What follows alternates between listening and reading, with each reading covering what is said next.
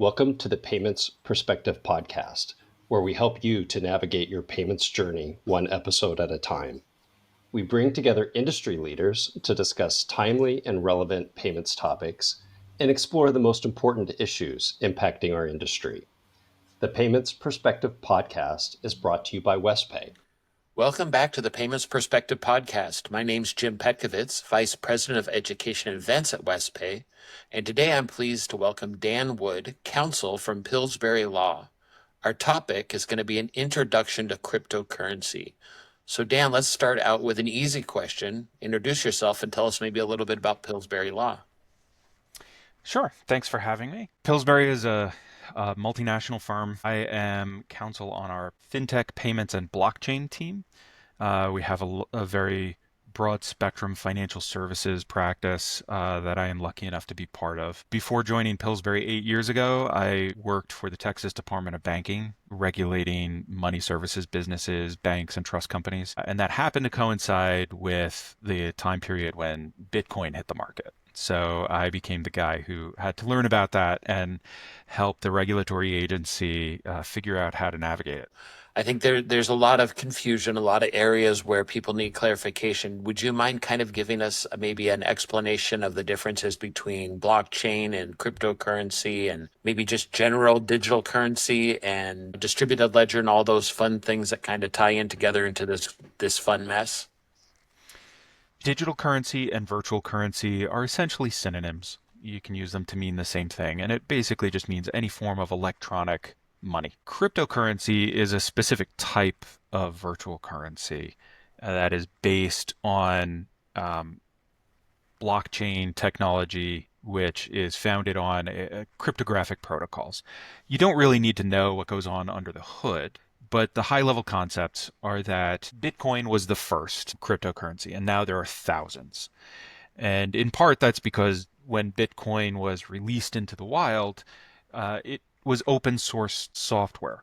Anybody could download the Bitcoin protocols, tinker with it, and create their own version of a cryptocurrency and call it whatever they want. Cryptocurrency, as the name implies, it's based on cryptographic protocols. And like I said, you don't have to understand what's going on under the hood. There are two main components, two core components to a cryptocurrency. There's the blockchain, which is a ledger. Think of it as a network. It's a peer-to-peer network comprised of everybody whose computer is running the Bitcoin software. So every member is an equal member. There is no central authority. There is no company or individual at the center of this thing. It's every member of the network equally, and all their computers are at the same time able to view this ledger, which records all the transactions, and that ledger is called the blockchain. Sometimes you'll hear the phrase distributed ledger, and it's essentially interchangeable, and it's because of this idea that the ledger is literally distributed amongst all members of the peer-to-peer network. The second component of a cryptocurrency is the token itself, or coin. Technically, there are some differences between a token and a coin, but for the average layperson, you probably can use them interchangeably. They are created automatically by the protocols that run this network. An analogy I like to give people, but it's becoming less relevant to anyone younger than me, is it's like the US mail. The two components of the US mail system are the parcels, the letters that get delivered from person to person, and it's also the network of post offices and mail carriers who move it around, and you really can't have one without the other. Cryptocurrencies solve some problems that existed with early forms of digital currency. Like if it exists on a computer, why can't it be copied or forged? Or why can't we trick somebody into thinking that I now have that piece of digital currency? The cryptographic element of the blockchain ensures that each individual Bitcoin cannot be duplicated, it cannot be copied, recreated, forged, and each transaction, when I send a Bitcoin to you, it gets recorded in the blockchain. So every computer in that network verifies it. Once it's verified, they all agree that Bitcoin moved from me to you. That can't be reversed. It can't be faked. And it's all based on advanced math stuff that you don't really need to worry about. So if I'm understanding what the vulnerability of a single point ledger, a general ledger, is that if I make an alteration to it, it can be difficult to identify. With a distributed ledger, if I make a change, your system's going to know that that change was unapproved or not a valid one, is going to say, no, that's not a good change. And so the distributed portion of this allows it to have multiple points of confirmation, multiple points to verify the authenticity of a transaction, eliminating that single point of vulnerability for fraud. Exactly. That is one of the benefits of blockchain technology and distributed ledger technology generally. It's what they call disintermediation, which is to say it just removes the intermediary or the middleman, right? In our financial system, we have banks and we have payment rail networks like the Federal Wire System and Automated Clearinghouse. And all these different intermediaries, when I want to send money from my bank account to your bank account, they do that job of verifying first that I have enough money in my bank account, that I have the authority to send the money from that account, and then they move it to yours. And all these different checks along the way are performed by intermediaries. The blockchain network takes the place of all those intermediaries. And it all happens programmatically. And a transaction cannot go through unless it's verified by the network and then recorded in the blockchain. And the blockchain cannot be edited after the fact. One of the things you mentioned kind of at the very beginning is the difference between digital currency and cryptocurrency, and that I guess it would be fair to say that they're all digital currency, but cryptocurrency is a specific kind, kind of like all thumbs are fingers, but not all fingers are thumbs. So cryptocurrency is a specific type of digital currency. The other issue that I think a lot of people get confused with is there are different kinds of cryptocurrencies. So you mentioned Bitcoin, but what are some of the other ones that we might be seeing? As I mentioned, when Bitcoin was released, it's open source software. So anybody could download it and make their own version. And people did. One of my favorite examples is Dogecoin. Some guys decided, let's just do a cryptocurrency using the Bitcoin protocols, basically, make it our own. But the thing is, it caught on. And so it's still out there today, 10 or 15 years later, and still actually has value. There have also been companies that wanted to build various tools around blockchain technology, so they issued their own blockchain and token. Ethereum is a good example. They wanted to set a platform that people could use to build their own things on top of the Ethereum network. And they have their own cryptocurrency called Ether that makes their network work. There are thousands of alternative cryptocurrencies based mostly on Bitcoin concepts. A term for them is altcoins. It's a form of cryptocurrency that someone used. It created a new form of cryptocurrency using basically the same concepts and types of software.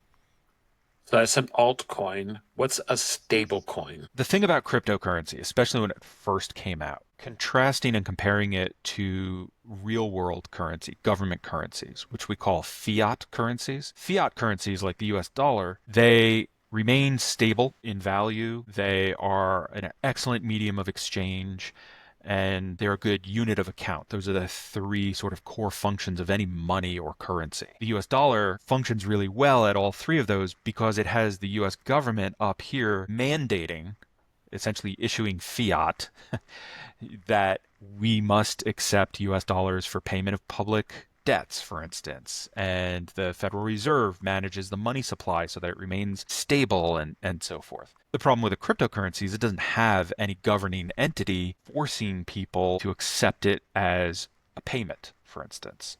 So it only ever is worth what people are willing to pay for it on the market. There's this great story. In fact, we just passed the 15th anniversary of Bitcoin Pizza Day. An early adopter of Bitcoin, the first public example of someone using cryptocurrency to buy real world goods and services. I believe he spent 30,000 Bitcoins 15 years ago to buy 2 Papa John's pizzas. Oh, wow. And it was a big seminal moment because he was able to get Papa John's pizzas with this digital currency, even though there's no law saying anyone has to accept it as a payment. By the way, 30,000 Bitcoins, I think as of last week, is now worth about $1.1 billion. Better have been a good pizza. Getting back to your question, to solve the problem of volatility that comes from that. So like if you watch the trajectory, there's a graph you can look at of the value of Bitcoin, and it stayed really low, very, very low for a long time. And then I think the first big blip was the banking crisis in Cyprus, when suddenly having a digital currency that can be sent across international borders without needing to go through the banking system became useful. And it jumped up to, I think, over $100 a Bitcoin at that point. A little while later, it crashed again. And then eventually more and more people adopted it, and you can see the graph trending upward. And now we're at, somewhere in the neighborhood of $110,000 per Bitcoin. But there's nothing other than market forces maintaining that value. To solve that, someone came up with the idea of basically making a specialized kind of cryptocurrency token that's backed by real world assets. The ideal form of it is like USDT or Tether. It's a cryptocurrency coin that is backed 1-to-1 by US dollars. So if I have 5 USDT, I can go to the issuer of those coins and get 5 US dollars for them. As a result, USDT is always the same value as the US dollar. There are other forms of stablecoin, and there's a lot of buyer beware people should consider because this isn't like a legal term. There's no clear universal definition of what makes a stablecoin a stablecoin. So some of them, for instance, instead of being backed by US dollars, might be backed by other cryptocurrencies. The worst kind, in my opinion, in terms of risk, are algorithmic stablecoins, which is to say the reserve of assets that give it value are a bundle of like a whole portfolio of different digital assets that are managed algorithmically. So like there's basically a protocol running it. There's no like human at the wheel. And so the idea is that it maintains a bunch of assets that combined are relatively stable. But you never know when there's going to be a run or the value is going to drop out of those. Not all stablecoins are created equal, but the basic idea is that they are literally worth something that someone is holding somewhere that it can be redeemed for. So Bitcoin is worth what it's worth because that's what the network says. Stablecoin, in theory, should have some sort of physical fiat asset to it that gives its value because a dollar's worth a dollar, and so is the stable coin worth a dollar. The other one that we hear from time to time then is the centrally banked digital currency. That would be a little different than a stable coin, yes? It would be probably pretty similar depending on the implementation. The biggest difference is that it's issued by a central bank, like the Federal Reserve or all the various central banks that exist in the world that currently produce monetary supply. So, as an example, if the US Federal Reserve wanted to issue a digital currency, their own version of a digital dollar, for instance, the idea would be that that is now backed by the full faith and credit of the US government. It may or may not be backed by actual assets held on reserve by the Federal Reserve banks. There are different ways that it can be implemented, like I said, but that's the basic idea. It's a government issued cryptocurrency that can be used for all the things that real world fiat currencies can be used for. So you can pay your taxes with a central bank digital currency and so forth. Okay, that makes sense. So in the realm of a stable coin, but little differences, slight variations on the theme. Now, I know this is a loaded question too, but what are some of the biggest security risks in the cryptocurrency industry, and how would they compare to like fraud in traditional banking? One of the main risks is that cryptocurrency it's a lot like cash in that cash transactions can't be systematically reversed, right? If I hand you a $20 bill, there's no way to just magically make that $20 bill come back to me, as opposed to like an ACH transfer or a credit card payment where there are chargeback rules that the banks, who are the intermediaries, can then reverse the transaction and put the $20 electronically back into my bank account. There's no such protection with a blockchain-based currency. Having said that, one of the selling points of like CBDC, a central bank digital currency, is the idea that it would be well positioned for the government to create such protections. But at the moment, we don't have any such thing. Like using Bitcoin as an example, a transaction cannot be reversed. It cannot be rewritten on the blockchain. So when I send Bitcoins from my wallet to your wallet, that's done, it can never be undone. So it's very much like the same risks in wire fraud, because those can't be easily reversed either. That's sort of my first and foremost fraud risk that I would mention. Others include your typical social engineering type of problems. It's practically impossible, although theoretically not impossible, to hack somebody's Bitcoin wallet. But it's really not that hard to trick somebody into giving you their private encryption key. That sort of stuff can happen, and then there's no inherent protection for the consumer who gets defrauded. Whereas in the banking system, you might have other recourses. And the banking systems are subject to various regulations. There are Reg E, error resolution procedures, and things like that. None of that exists with cryptocurrency. So those are sort of the big things. Right. Those would be unique because the other risks would be similar to other ones. If it's a sweetheart scam or something else, if I freely give you my money because of a scam, I have to trust on your goodwill. Like you said, you hand me $20, you got to trust my goodwill to hand it back to you when you meant to hand me a $5. And if I don't give it back to you, there's not much that can be done. But that would be true with any form of currency. If you convince me to send money because you have magic beans and I send you money, I'm probably just lost money and don't have magic beans. Right. Now, an added complication with cryptocurrency, though, is that if I sent you a wire transfer and didn't get my magic beans, there may be ways to trace you because that wire went to a bank account somewhere, right? So we can contact the receiving bank and do an investigation, and law enforcement could try and find the fraudster using normal investigative techniques, right? The blockchain doesn't require you to input any personal information when you create a wallet and start transacting in cryptocurrency. So the only information that's recorded on that ledger, the blockchain, is a unique long string of characters, numbers and letters. That's the address of the wallet. Then there's another long, unique string of characters that represents the Bitcoin itself. And so the ledger is recording these nearly meaningless strings of characters as locations and Bitcoins. There's no personal information. There's no KYC. There's no way to track down someone if you send your Bitcoin to their wallet and stop answering the burner phone that they gave you, right? So it's even harder to go after bad actors who are using blockchain.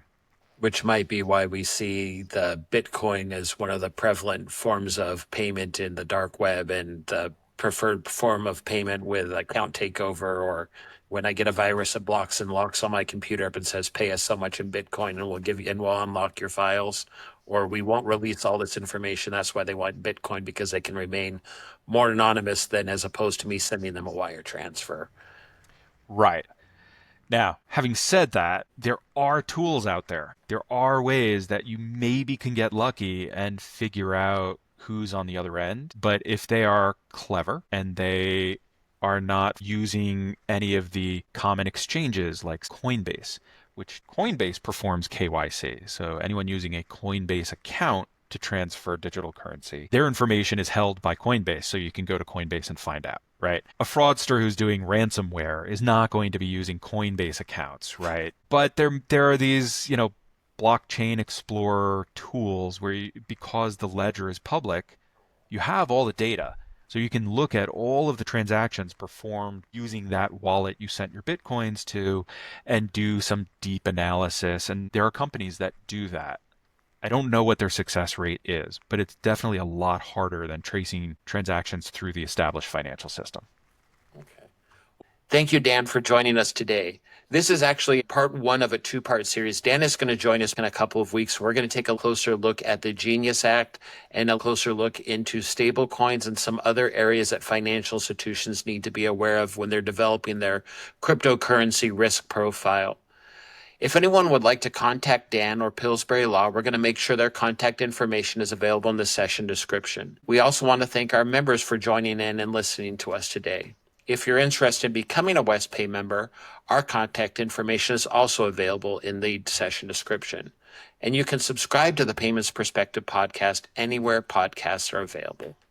Please join us next time as we continue to work together in shaping the future of payments.